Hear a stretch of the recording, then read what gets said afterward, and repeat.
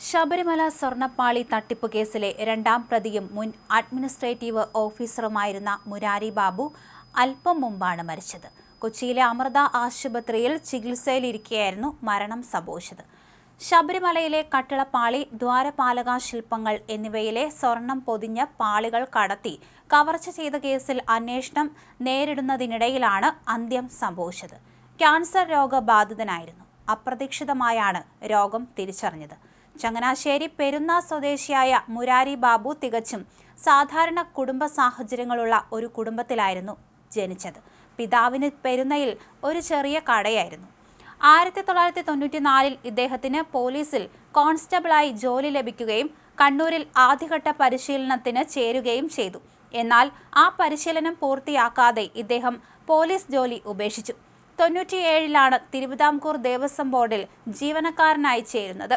ബോർഡിലെ ഒരു ഉയർന്ന ഉദ്യോഗസ്ഥന്റെ സഹായിയായിട്ടായിരുന്നു തുടക്കം. വൈകാതെ ഏറ്റുമാനൂർ ക്ഷേത്രത്തിൽ ക്ലർക്കായി സ്ഥിര നിയമനം കിട്ടി. പിന്നീട് വൈക്കം, ഏറ്റുമാനൂർ, തിരുനക്കര ക്ഷേത്രങ്ങളിലെ ഉത്സവങ്ങൾക്ക് സ്പെഷ്യൽ ഓഫീസർ തസ്തികയിൽ സേവനമനുഷ്ഠിച്ചു. ദേവസ്വം ബോർഡിലെ കുറഞ്ഞ ശമ്പളമുള്ള ജോലിയിൽ ഇരുന്നു കൊണ്ട് മുരാരി ബാബു ചുരുങ്ങിയ കാലം കൊണ്ട് കോടികളുടെ സ്വത്ത് സമ്പാദിച്ചതായി പ്രത്യേക അന്വേഷണ സംഘം കണ്ടെത്തിയിരുന്നു. ശബരിമലയിൽ വലിയ രീതിയിലുള്ള സ്വർണ്ണക്കൊള്ള നടന്ന 2019 തന്നെയാണ് ചങ്ങനാശ്ശേരിയിലെ പഴയ തറവാട് നിന്നിരുന്ന സ്ഥലത്ത് 2 കോടിയോളം രൂപ ചിലവിട്ട് ഇദ്ദേഹം ആഡംബര മന്ദിരം പണിതത്. തേക്കുതടി വാങ്ങിയതുമായി ബന്ധപ്പെട്ടടക്കം വലിയ ക്രമക്കേടുകൾ ഇതിൽ കണ്ടെത്തിയിരുന്നു. ഇത്രയും വലിയ തുക എങ്ങനെ സമ്പാദിച്ചു എന്നതിനെക്കുറിച്ച് ബാങ്ക് രേഖകൾ കേന്ദ്രീകരിച്ച് അന്വേഷണം നടക്കുകയായിരുന്നു. മുരാരി ബാബു ജോലി ചെയ്ത ക്ഷേത്രങ്ങളിലെല്ലാം വലിയ വിവാദങ്ങളും സാമ്പത്തിക ക്രമക്കേടുകളും ഒപ്പം കൂടിയിരുന്നു. ആനക്കരാറിലെ ക്രമക്കേട്, വൈക്കം, ഏറ്റുമാനൂർ, തിരുനക്കര ഉത്സവങ്ങൾക്ക് ആനകളെ കരാറെടുക്കുന്നതിൽ ലക്ഷങ്ങളുടെ ക്രമക്കേട് നടത്തിയതായി ദേവസ്വം വിജിലൻസ് കണ്ടെത്തി. ഏറ്റുമാനൂർ ക്ഷേത്രത്തിൽ ഭക്തർ വഴിപാടായി സമർപ്പിച്ച സ്വർണം കെട്ടിയ രുദ്രാക്ഷമാല കാണാതായ കേസിലും സ്ട്രോങ് റൂമിൽ നിന്ന് 6 സ്വർണ്ണ വെള്ളി ഉരുപ്പടികൾ കാണാതായി 16 ദിവസത്തിനു ശേഷം തിരികെ വന്ന സംഭവത്തിലും ഇദ്ദേഹം സംശയത്തിന്റെ നിഴലിലായിരുന്നു.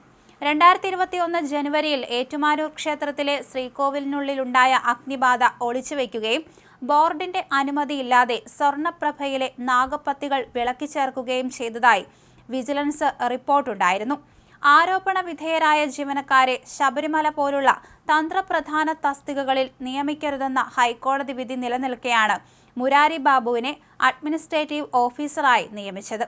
ആദ്യം കോൺഗ്രസ് അനുകൂല സംഘടനയിലായിരുന്ന ഇദ്ദേഹം റഫറണ്ടത്തിൽ ആ സംഘടനയ്ക്ക് അംഗീകാരം നഷ്ടപ്പെട്ടതോടെ CITU നിയന്ത്രണത്തിലുള്ള തിരുവിതാംകൂർ ദേവസ്വം എംപ്ലോയീസ് കോൺഫെഡറേഷനിലേക്ക് മാറി. NSSന്റെ പെരുന്ന കരയോഗം വൈസ് പ്രസിഡന്റ് ആയിരുന്ന ഇദ്ദേഹം പ്രമുഖ സമുദായ സംഘടനകളുടെയും ഉന്നത നേതാക്കളുടെയും പിന്തുണയോടെയാണ് ബോർഡിൽ പിടിപാടുണ്ടാക്കിയതെന്ന് മറ്റു ജീവനക്കാർ ആരോപിച്ചിരുന്നു. ശബരിമലയിലെ സ്വർണ്ണപ്പാളികൾ കവർന്ന കേസിൽ പ്രതിയായതോടെയാണ് 2019 ഇദ്ദേഹത്തെ സർവീസിൽ നിന്നും സസ്പെൻഡ് ചെയ്തത്. സ്വർണ്ണപ്പാളി ചെമ്പാണെന്ന് രേഖപ്പെടുത്തിയത് തന്ത്രിയുടെ കത്തിന്റെ അടിസ്ഥാനത്തിലാണെന്നായിരുന്നു മുരാരിയുടെ മൊഴി. 2024 ഒക്ടോബറിൽ ശബരിമലയിലെ ദ്വാരപാലക ശില്പത്തിലെ സ്വർണം പൂശലുമായി ബന്ധപ്പെട്ട് ഉണ്ണികൃഷ്ണൻ പോറ്റി എന്നയാൾക്ക് വേണ്ടി ദേവസ്വം ബോർഡിനെ അറിയിക്കാതെ സ്വകാര്യ കമ്പനിക്ക് കത്തയച്ചതും പിന്നീട് വിജിലൻസ് കണ്ടെത്തുകയും ബോർഡ് ഇത് തടയുകയും ചെയ്തിരുന്നു. ഈ കേസുകളിൽ അന്വേഷണവും കടുത്ത നിയമ നടപടികളും തുടരുന്നതിനിടയിലാണ് ഇദ്ദേഹത്തിന്റെ അപ്രതീക്ഷിത വിയോഗം.